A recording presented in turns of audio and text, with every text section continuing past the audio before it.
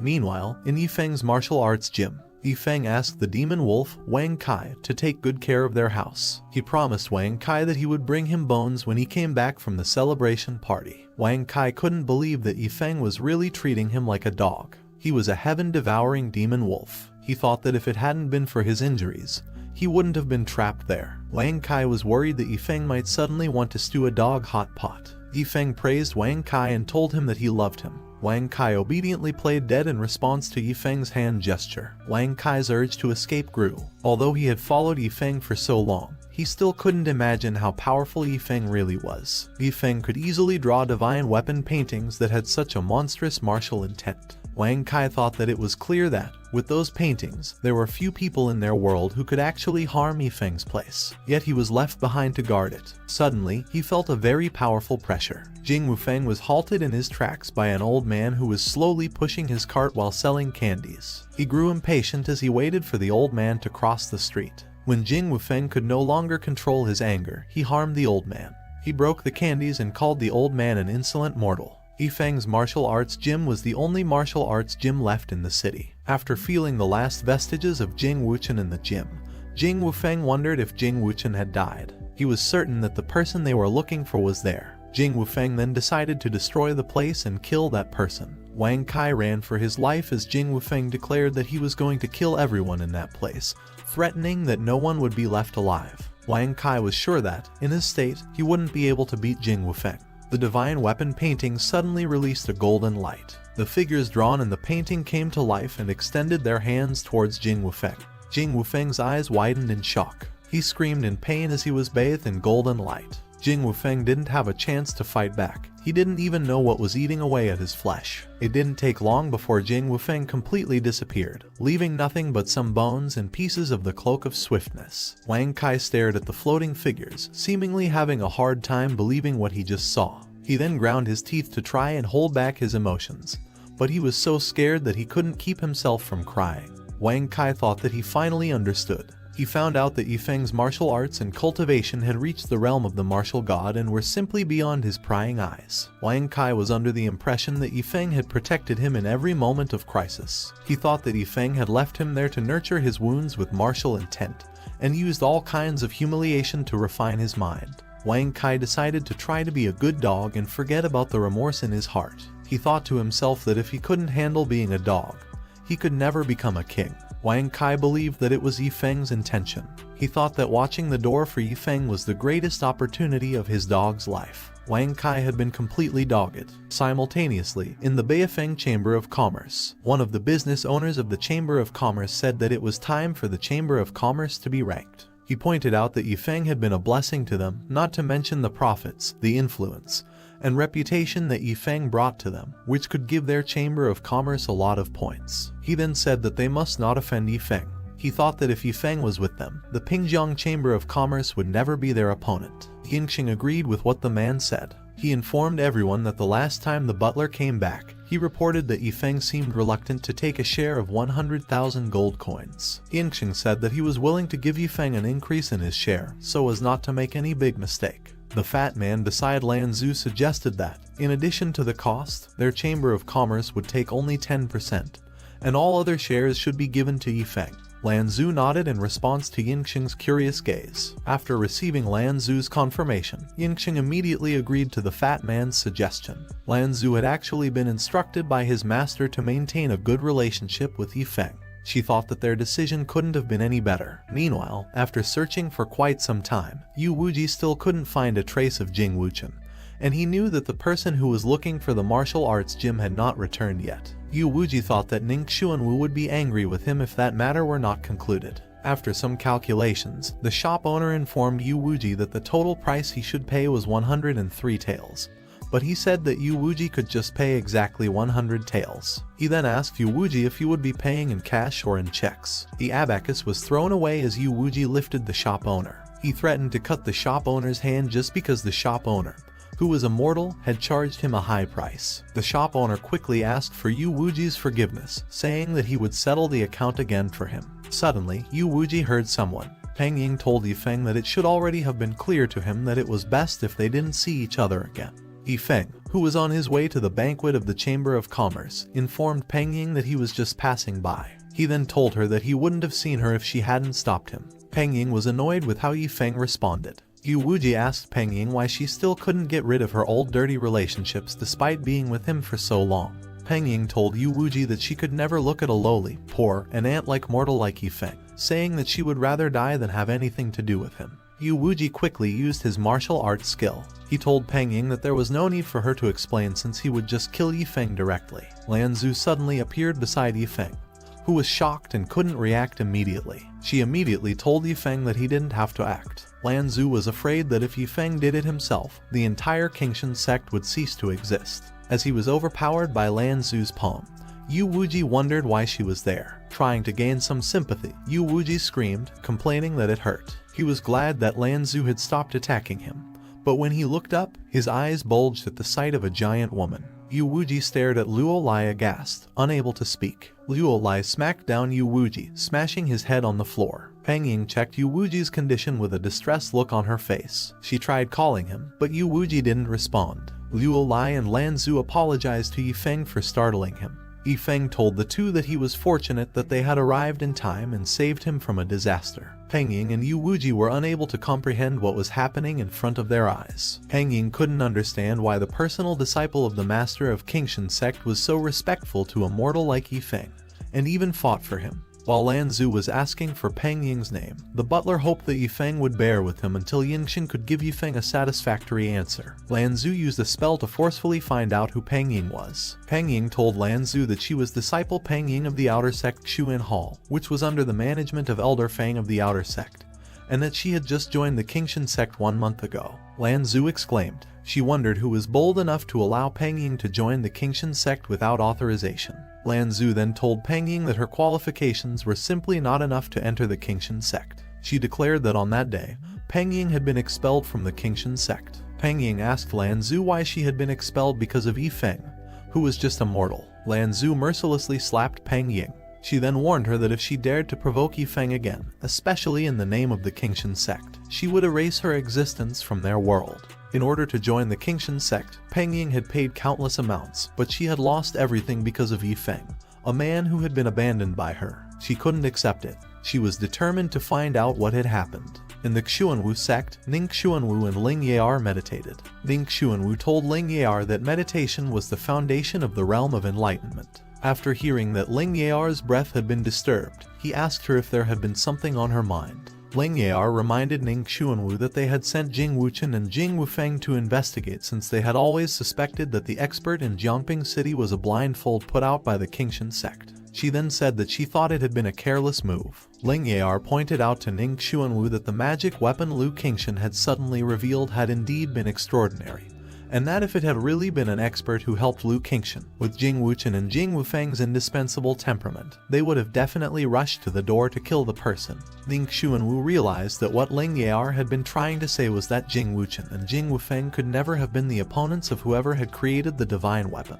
Ling Yar requested Ning Xuanwu to let her personally go down the mountain to find out. Ning Xuanwu agreed to Ling Yar's request, reminding her to be careful. The next day, Ling Yar disguised herself and went to a restaurant. The moment she was called, the waiter immediately asked Ling Yar how he could help her. Ling Yar pulled the waiter closer. She informed the waiter that she had heard that he knew everything about Jiangping City. Ling Yar then asked him if he knew the person who wrote books and also ran a martial arts gym. The waiter told Ling Yar that the information she wanted was not easy to find and was not given for free. But he quickly changed his attitude the moment Ling Yar pierced the table with a dagger. After revealing that the person's name was Yifeng, the waiter asked Ling Yar if she would like him to show her the way. Meanwhile, Yifeng walked towards his martial arts gym while singing merrily. As soon as he saw Wang Kai, he immediately told him to take a look at what he had brought for him. Yifeng opened the food he had wrapped and told Wang Kai to enjoy eating it. But when he was about to pat Wang Kai's head, Wang Kai suddenly ran away. Wang Kai barked as if he were saying that he wanted to show Yifeng something.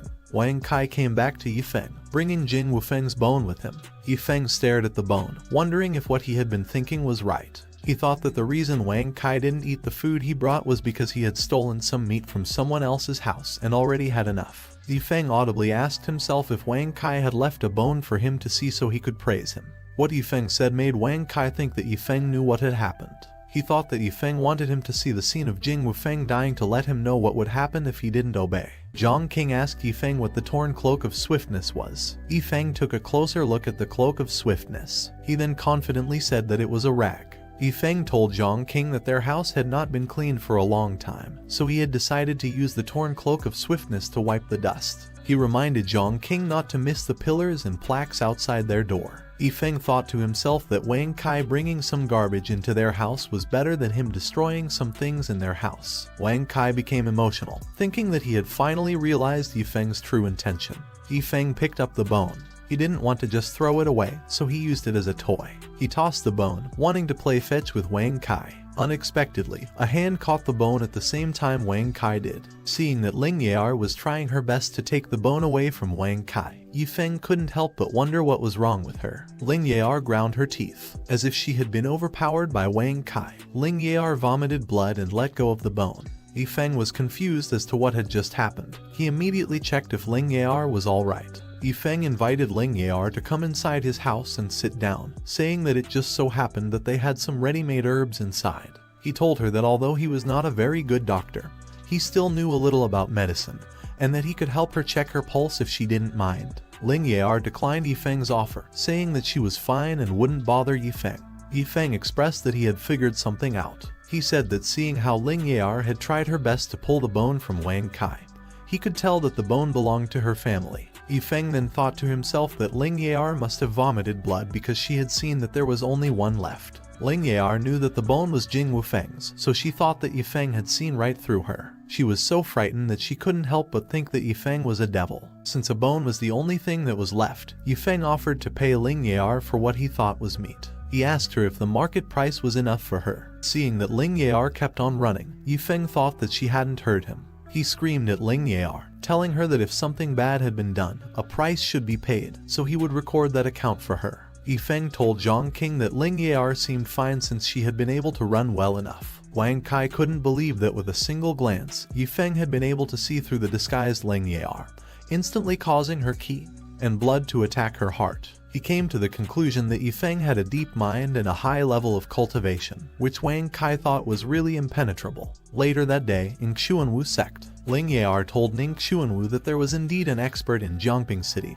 and that both brothers had been killed by the person. Out of anger, Ning Xuanwu slapped the armrest of his chair. He ordered Lin Yan to tell them everything she had found out, word by word, and in detail. Lin Yan informed Ning Xuanwu that Jing Wuchen had no bones left and then said that Jing Wufeng's bone, which had been left because of the cultivation of the divine power of the clan, was being used by the expert as a pet toy. Outraged, Ning Xuanwu wasn't able to control himself and smashed the pillar near him. Ning Xuanwu thought that it was a tactic to scare him and make the world laugh at him. The only people who could succeed the Xuanwu sect were Lin Yan, Jing Wufeng, and Jing Wuchen. Thinking that Yifeng was about to end the Xuanwu clan's future, Ning Xuanwu couldn't help but feel that the expert was going too far. He felt disgraced. Ning Xuanwu asked Lin Yan what had happened to his treasures. After pleading with him to control his anger, Lin Yan informed Ning Xuanwu that his heaven-devouring stone had been used by Yifeng to fill the steps, and that the cloak of swiftness had been used as a rag to wipe the dust. Ning Xuanwu released his aura, causing the hall to start shaking.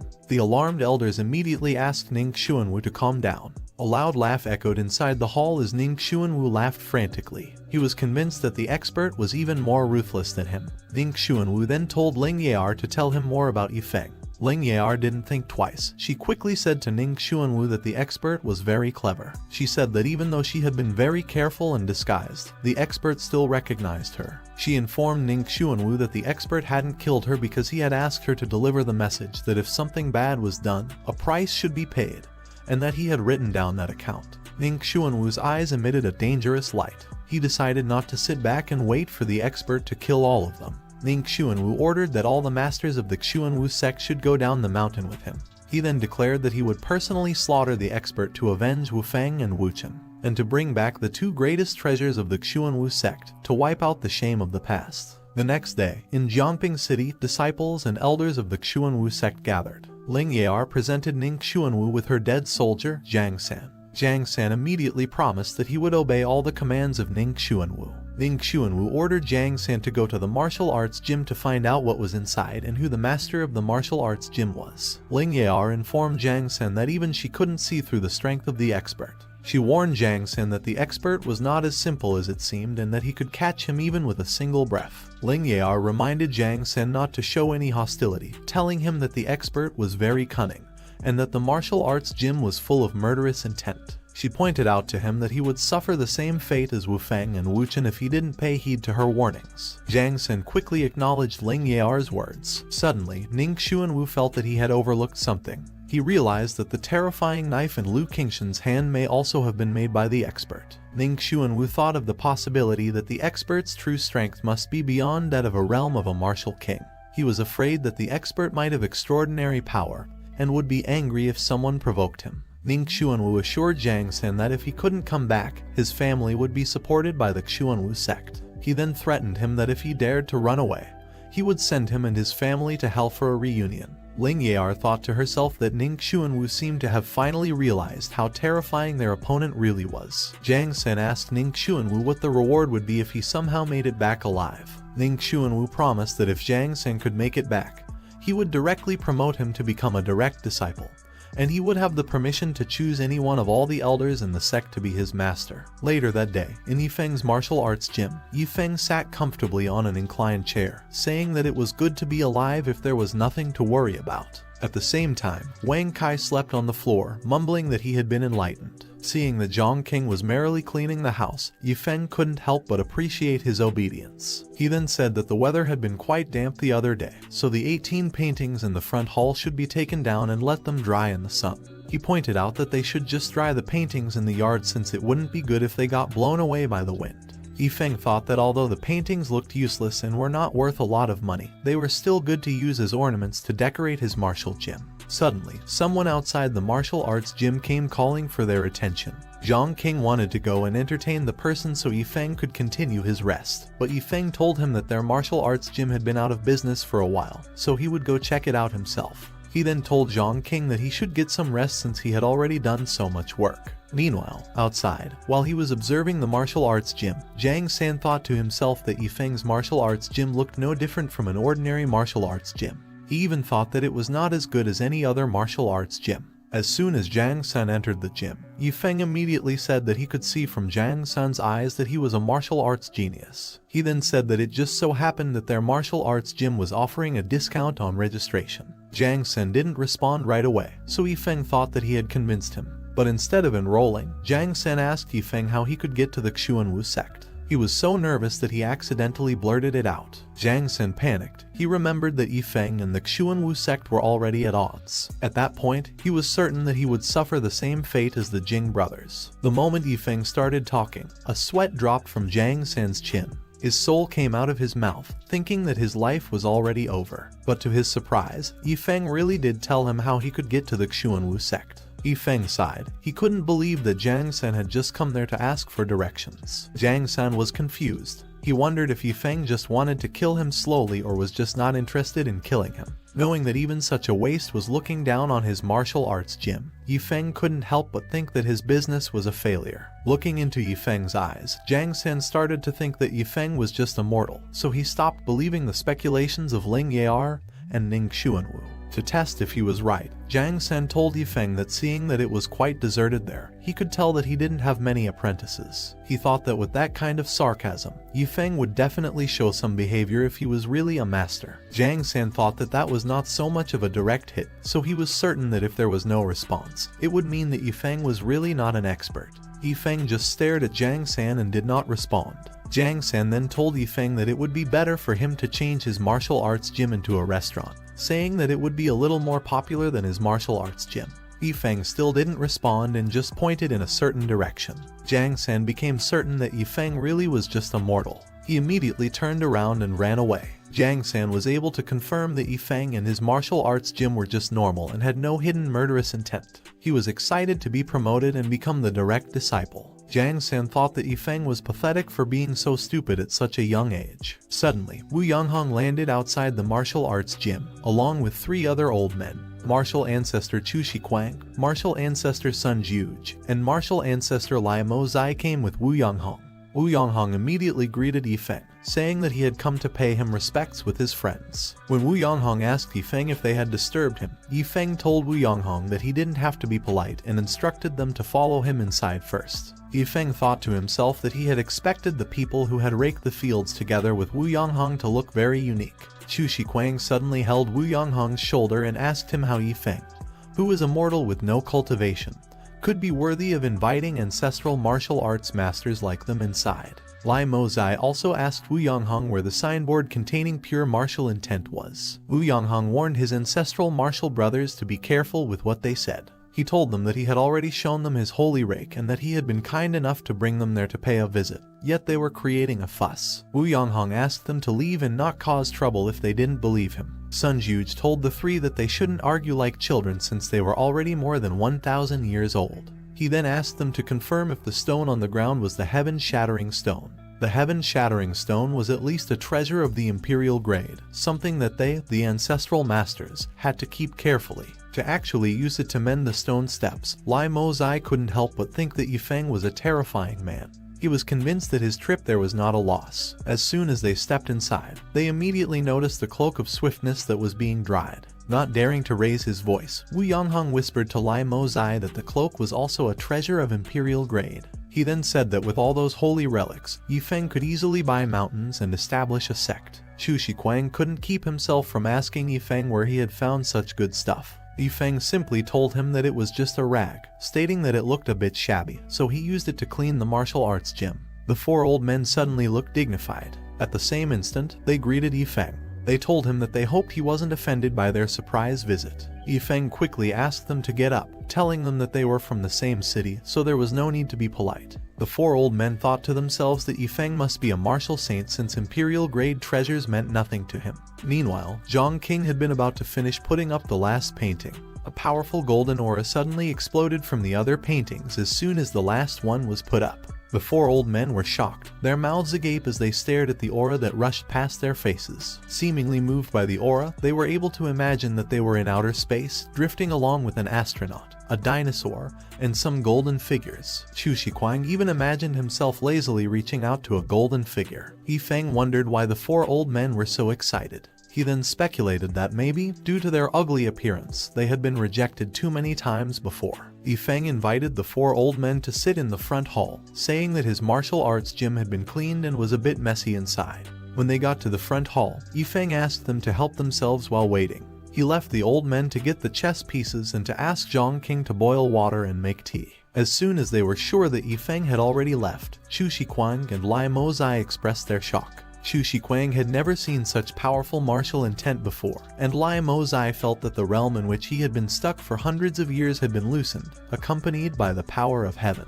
Wu Yonghong shared with everyone that Yifeng must have been an immortal warlord. He then said that he was surprised to have contact with a person who was at that cultivation level. Sun Juge supported Wu Yonghong's theory, saying that the reason they couldn't see through Yifeng's cultivation was because he was an immortal from the upper world. The four old men left Yifeng's martial arts gym. The martial intent had been too strong for them. They felt that they would go crazy because of it. The people passing by Yifeng's martial arts gym couldn't help but stare at the four old men, wondering if those old and scary hags were there to be Yifeng's apprentices. When Chu Shiquang said that it was a pity, Wu Yonghong warned him not to be greedy, telling him that just being there was already a great opportunity. Moments later, Yifeng came out of the house. He asked the four old men what they had been doing outside the door. Chu Shiquang told Yifeng that they had come in a hurry, leaving their feet still covered in mud, so they decided to stay outside. The other three quickly agreed with what Chu Shiquang had said. Yifeng didn't force the old men, thinking that he should just let them be since they were all honest people who made a living by farming. Yifeng said he was going to prepare lunch. He then instructed Zhang King to put up the signboard and to take care of the elders if they needed anything. The moment Zhang King was done putting up the signboard, the elders looked up and just stared at it. The elders became emotional. They were under the impression that Yifeng's words had their own profound meaning. They believed that Yifeng knew that they wouldn't be able to comprehend the martial intent of the front hall, so he had ordered his disciple to hang up a signboard with a softer martial intent sign. They were in awe of Yifeng's great kindness. The passers-by stared at the elders, mouths agape. They wanted to tell them that crying made them even uglier. At the same time, in Xuanwu sect, a messenger reported to Ning Xuanwu that the dead soldier that he had sent out was back. Ning Xuanwu felt great. He hadn't expected that Jiang Sen could come back. As soon as he arrived, Jiang Sen quickly said that he was honored to report to Ning Xuanwu and the elders that the person in the martial arts gym did not have extraordinary powers. He confirmed that the person was just an ordinary mortal. While he was releasing his aura, Ning Xuanwu asked Jiang Sen if he wasn't lying. In the presence of heaven and earth, Jiang Sen swore on his life that he wasn't lying.